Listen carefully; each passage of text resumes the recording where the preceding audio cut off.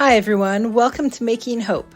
I'm your host, Kimberly Dudick, and this season we're talking about ways you can take steps every day to fight back against sexism, oppression, and fight for reproductive justice and abortion access. I'd just like to give a shout out right now to all the people in Kansas who worked hard to stop a misguided constitutional amendment that would have made abortion illegal. Good job, everyone who voted and worked to fight that extremist constitutional amendment.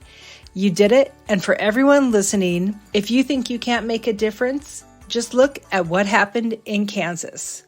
You did it. And for everyone listening, if you think that you can't make a difference, just look at what happened in Kansas this August of 2022 and how the work there won reproductive rights and abortion is still legal in Kansas.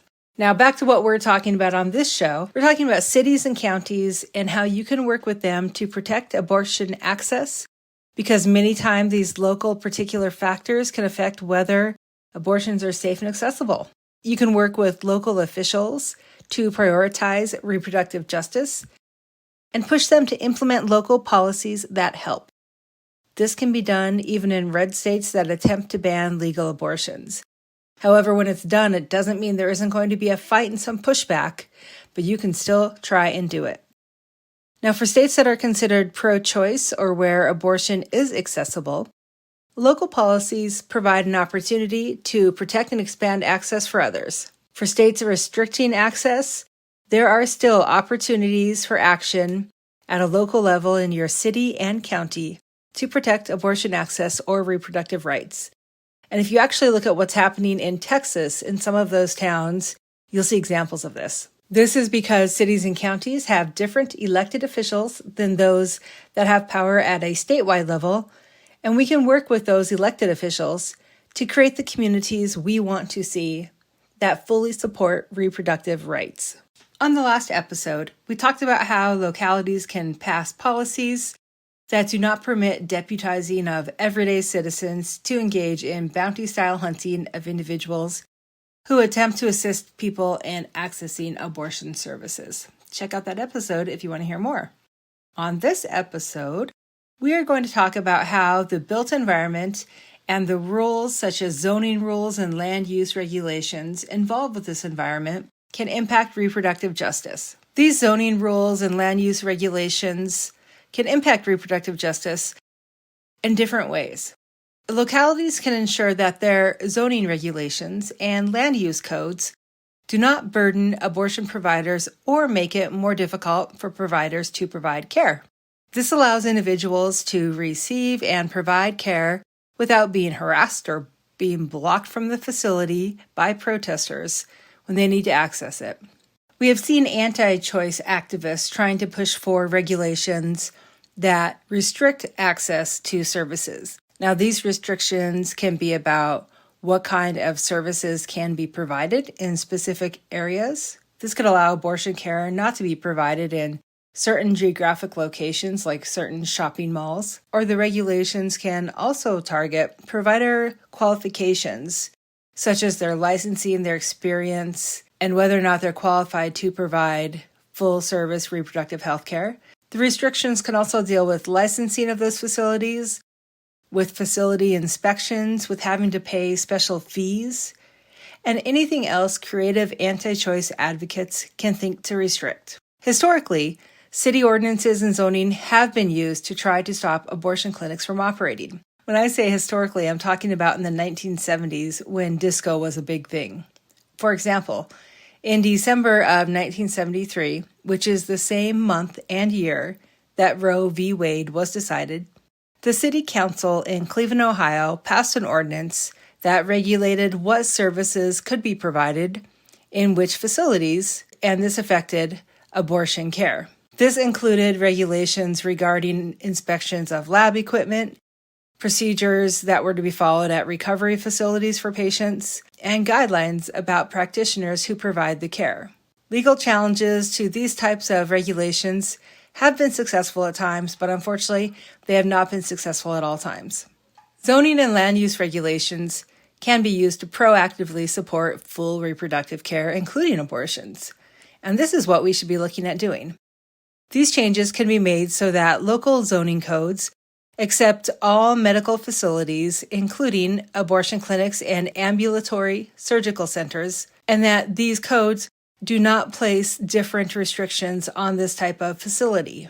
Another step that can be taken regarding our zoning and land use rules deals with harassment at these clinics. Studies have shown that when a crisis pregnancy center, now this is a center that is opposed to abortion and counsels people to consider and pursue abortion alternatives, when these crisis pregnancy centers are built beside an abortion facility, the amount of harassment that providers, employees, and patients of the clinic face increases. So they face more harassment when the crisis pregnancy center decides to set up shop right beside them.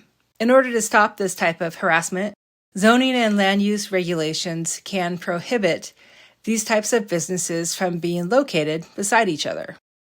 Acting proactively now to ensure that zoning and land use regulations will not cause problems down the road is a way to stop legal battles in the future before they even occur. So what that means is that if you already have an existing abortion care clinic and then in a few years one of these crisis pregnancy centers wants to be built right beside that abortion care clinic, there will already be in place zoning regulations that don't allow that. And therefore, the clinic and anybody else who is interested does not have to engage in an expensive and lengthy legal battle to stop that crisis pregnancy center from being built there. If these sorts of zoning and land use regulations are something that you're interested in and you'd like to have your local leaders take action on, here's what you need to do.